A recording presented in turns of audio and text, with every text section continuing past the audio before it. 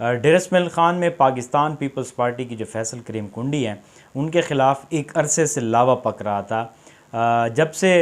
برسر اقتدار آئے ہیں یہ جو ان کے خلاف لاوا پک رہا تھا، یہ جو جیالے ہیں پاکستان پیپلز پارٹی کے، ان کی جانب سے ایک شدید رد عمل جو ہے وہ دیکھنے میں آیا ہے۔ ڈیر اسماعیل خان میں دوسرا دن ہے آج پاکستان پیپلز پارٹی کی جو صوبائی عہدیدار ہیں اور ڈویژنل ان کے جو عہدیدار ہیں وہ خاص طور پر ڈیر اسماعیل خان میں تشریف لائے ہیں، اور پیپلز پارٹی کے کارکنان اور ان کے جو جیالے ہیں ان کے جتنے بھی تحفظات ہیں ان کو سننے کے لیے ایک اعلیٰ سطحی یہاں پر دوسرا دن ہے اجلاس منعقد ہو گیا ہے۔ بظاہر یہ ڈیر اسماعیل خان میں بہت بڑی ڈیولپمنٹ ہے ایک سیاسی جماعت کے لیے کہ تنظیم سازی جب الیکشن سے پہلے کی جاتی ہے تو اس میں ظاہر ہے کہ ایک جو ووٹ بینک ہوتا ہے وہ بھی اکٹھا ہوتا ہے، اور آپ کے ساتھ جتنے بھی آپ کے ورکرز ہوتے ہیں وہ آپ کے ساتھ جڑے رہتے ہیں، اور سیاسی طور پر ایک پارٹی جو ہے وہ اس کو نئی زندگی مل جاتی ہے۔ ڈیر اسماعیل خان میں پاکستان پیپلز پارٹی کے جو فیصل کریم خان کنڈی ہیں جب سے وہ ڈپٹی سپیکر بنے ہیں اس دن سے لے کر آج تک جو جتنے بھی پیپلز پارٹی کے جیالے ہیں ان کو ہمیشہ جو ہے وہ نظر انداز کرنے کے گلے شکوے جو ہے وہ سامنے آتے رہتے ہیں، میڈیا پر بھی آتے رہتے ہیں، دبے لفظوں میں نجی محفل میں بہت سارے لوگ اعتراضات بھی کرتے ہیں کہ کنڈی برادران کی جو سیاست ہے، طرز سیاست وہ روایتی سیاست ہے، اس میں لوگوں کو جو ہے وہ بہت تکلیف ہوتی ہے۔ اور دوسرا اس میں یہ جو کل سے میٹنگز شروع ہیں پیپلز پارٹی کی، اس میں مختلف ایجنڈا جو ہے وہ ڈسکس کیے گئے ہیں۔ ایک تو پیپلز پارٹی کو ڈویژن بلکہ 7-8 ڈویژن پہ اور خاص کر کے پی کے جو جنوبی اضلاع ہیں اس میں فیصل کریم کنڈی نے جو ہے وہ ہائی جیک کیا ہوا ہے۔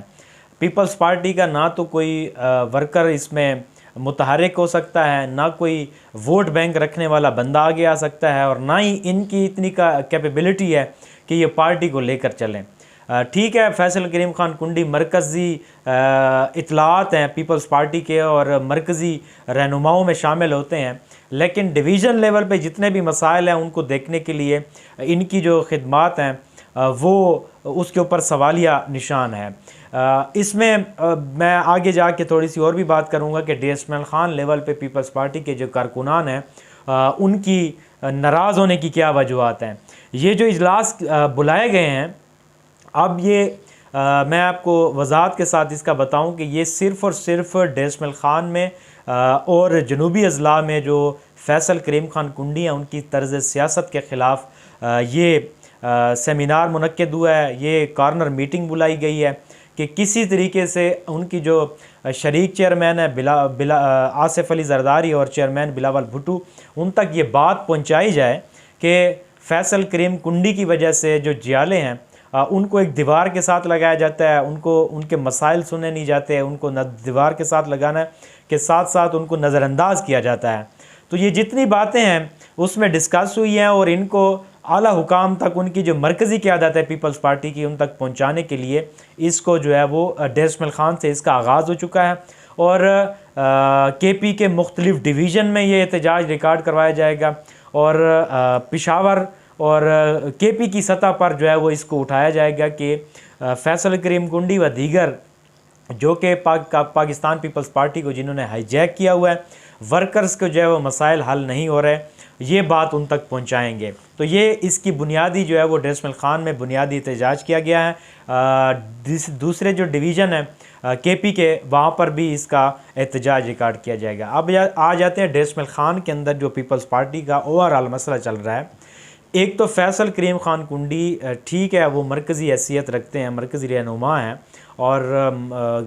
اسلام آباد اور پورے پاکستان میں ان کی پی آر بھی کافی ہے، لوگ ان کا احترام بھی بہت کرتے ہیں اور اعلیٰ اخلاق کے مالک ہیں، لیکن ڈیر اسماعیل خان میں جو عوام تک رسائی ہے وہ کنڈی برادران کی بالکل نہیں ہے۔ فیصل خان کی جب وہ ڈپٹی سپیکر تھے تو تب بھی انہوں نے اسلام آباد کی سیاست کی ہے، اس کے بعد اب جب ان کو ایک وزارت ملی ہے تو اب بھی وہ اسلام آباد کی سیاست کرتے ہیں۔ ڈیر اسماعیل خان میں آپ دیکھیں کہ کتنا بڑی سپیس جو سیاسی لوگ ہیں وہ سمجھتے ہیں، ان کو پتہ ہے، بہتر پتہ ہے ان کو کہ ڈیر اسماعیل خان میں جب سے الیمین گنڈاپور ایک سائیڈ پر ہوئے ہیں، پی ڈی ایم کی حکومت آئی ہے، اس میں ان کو چاہیے تھا کہ ڈیسمل خان کے اندر آپ اپنی کارکردگی کی بنیاد پر آئیں، ڈیسمل خان میں آپ ترقیاتی پروجیکٹ لے کے آئیں، عوام کی جو گلی نالی کی سیاست ہے اس کو چمکائیں، بجلی کے مسائل ہیں، آپ کے سوئی گیس کے مسائل ہیں، یہ جتنے مسائل ہیں جب ان کو ساتھ لے کر آپ چلیں گے تو پبلک آپ کی طرف متوجہ ہوگی۔ بیانیہ پی ٹی آئی کے پاس بھی بہت اچھے، علی امین گنڈاپور بار بار اس چیز کا نام لیتے ہیں کہ جب سے یہ پی ڈی ایم حکومت آئی ہے تو تمام جو فنڈز، جو پروجیکٹ تھے، جو پائپ لائن تھے جن کے اوپر کام ہو رہا تھا وہ بند کر دیے گئے ہیں۔ ان کا اس حوالے سے بیانیہ بڑا مضبوط ہے، لیکن پیپلز پارٹی نے ابھی تک جو ہے وہ ایک اینٹ تک نہیں رکھی ہے۔ پی ڈی ایم کی حکومت ہے، ان کو چاہیے تھا کہ پیپلز پارٹی، اب دیکھیں کہ ان کے پاس وزارت بھی ہے، مولانا صاحب کے پاس بھی وزارت ہے اور پاور میں اس وقت، لیکن ڈیسمل خان کے اندر آپ دیکھیں کہ لوگ ٹرانسفارمر لے کے گھوم رہے ہیں، لوگوں کے نالی اور گلی کے مسائل ہیں وہ نہیں حل ہوتے، تھانے کچہری کے مسائل حل نہیں ہوتے۔ تو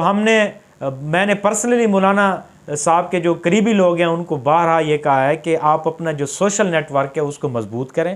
آپ کی جو رسائی ہے عوام تک وہ بہت مشکل ہے۔ تو یہ چیزیں جو ہے وہ اس کو علی امین گنڈاپور کے ساتھ لاکھ اختلافات کر لیں، لیکن ماڈرن پولیٹکس میں علی امین گنڈاپور ان سب سے آگے ہے۔ وہ یہ ہے کہ پبلک کے ساتھ ٹچ رہتے ہیں، آپ جتنے مشکل حالات گزرے ہیں، آپ ابھی علی امین گنڈاپور کے ساتھ رابطہ کرنا چاہیں، ایک عام آدمی کرنا چاہے تو فوری طور پر وہ علی امین گنڈاپور سے تک اس کی رسائی ہو جاتی ہے، وہ بات سنتے بھی ہیں، کام بھی کرتے ہیں۔ اس کے برعکس جو پی ڈی ایم کی جماعتیں ہیں، میں جمعیت کی بات کر رہا ہوں، خاص کر پیپلز پارٹی کی، تو ان کا ابھی تک وہی طرز سیاست ہے کہ کارکنان کو ایک طرف سے سائڈ کے ساتھ اس کو لگاتے ہیں، ان کے پاس جو مالشی اور پالشی اور جی حضوری والا ٹولہ ہے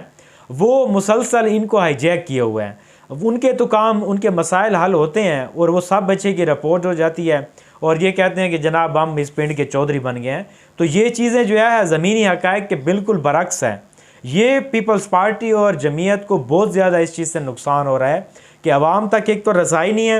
دوسرے عوام کے مسائل حل کرنے کے لیے ان کے پاس پورا گراؤنڈ پڑا ہوا ہے، یہ آئیں عوام کے مسائل حل کریں اور خدمت کی بنیاد پر ووٹ لیں۔ اب جب الیکشن قریب آئیں گے تو یہ لوگ دوبارہ اپنی سیاست چمکانے کے لیے میدان میں آ جائیں گے،